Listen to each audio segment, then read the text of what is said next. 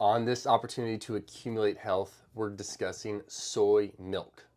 So when it comes to soy milk, it's really important to recognize where it came from, how it came to be, especially here in the United States of America, as thought of as a health promoting substance without evidence to back up this claim.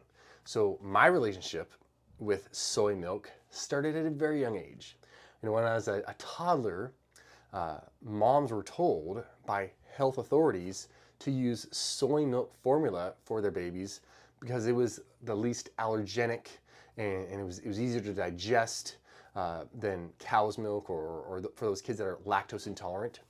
But it came to be that just everybody should just do soy milk. Like, soy milk's awesome, super healthy.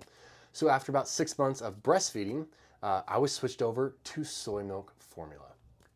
And this is the thing, I have the best mom ever. She would want to do the best thing for me. But the marketing campaigns, wow, they are through the roof. It's wild how they can convince well-meaning humans, millions of parents that is, to stop breastfeeding and instead use a soy formula. So unfortunately, my relationship with soy or soy milk didn't end there. At the beginning of my journey to accumulate health, back in the late 1990s, soy milk beverages were skyrocketing.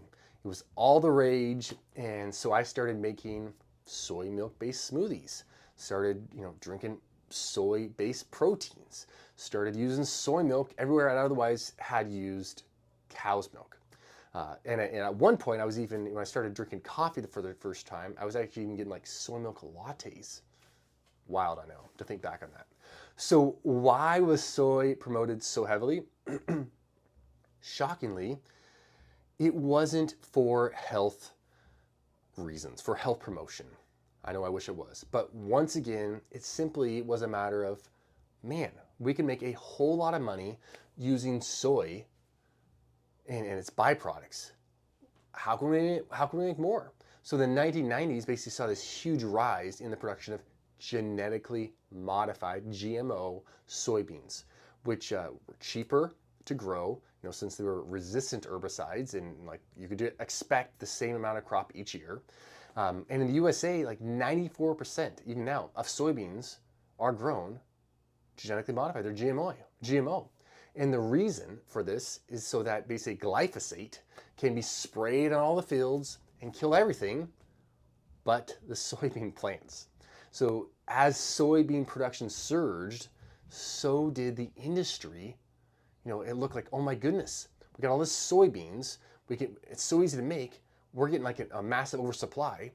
Let's do something else with it. And soy milk turned out to be a great alternative. Man, what better thing to do than make soy milk from the soy byproducts?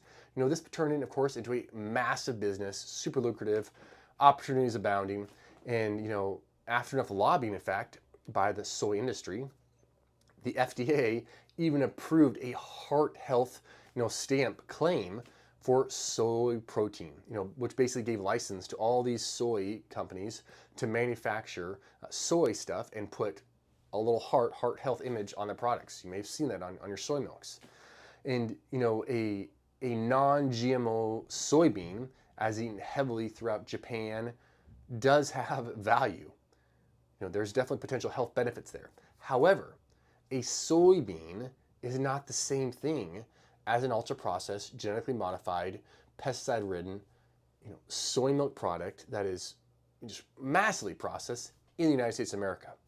So where there's potential for health in one aspect, doing it in one way, there's potential for big drawbacks in another. So some of my issues with soy milk, I'm going to go over right now. So first one is, soy milk contains a high level of phytoestrogens. And a phytoestrogen is a plant compound that mimics estrogen.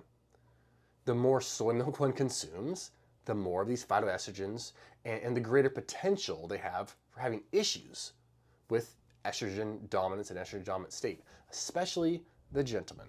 So there are a lot of mixed studies, suggesting a potential link with high soy intake and reduced fertility, especially in men. So I think, man, fertility is already a huge issue. Why put this ultra-processed soy milk in our bean?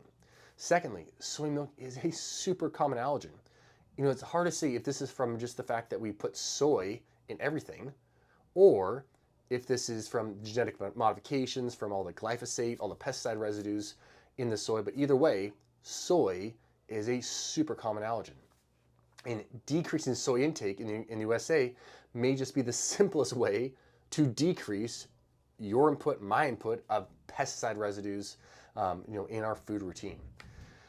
Thirdly, thyroid health, hypothyroidism. So soy is loaded with goitrogens.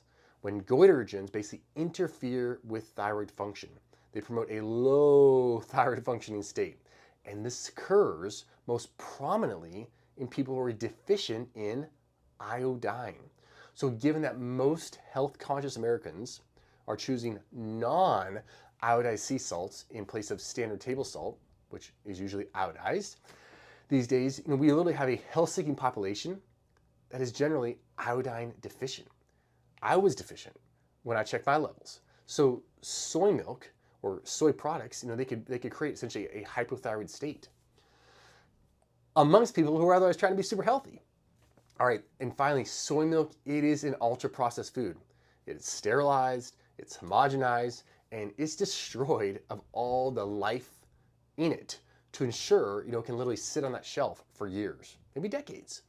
They add thickeners and gums and artificial vitamins to make it seem like it's healthier, that it's palatable. And what's worse is the herbicide glyphosate that doesn't make it onto that label. It doesn't give you how many pesticides are in the soy milk you're consuming. Organic varieties are supposed to have no pesticides or very low pesticide residues. But given that 94% of soy is genetically modified, glyphosate is sprayed all over it in America, and just this mass production of soy, it's hard to imagine that organic soy milk can somehow get away, and not end up being contaminated by all these pesticides. And we see that with oats, unless it's specifically tested. We see it with soy, with corn, a lot of these products that are genetically modified that are sprayed like crazy. All right, so I've also made a video about oat milk that you might enjoy. Thousands and thousands of people haven't enjoyed it, and it can just allow you to understand even more so about these plant-based milks or dairy alternatives, and how they may not be the most beneficial dairy alternative, because they're not loaded with vitamins and minerals. They're not loaded with proteins that can build up and strengthen human physiology.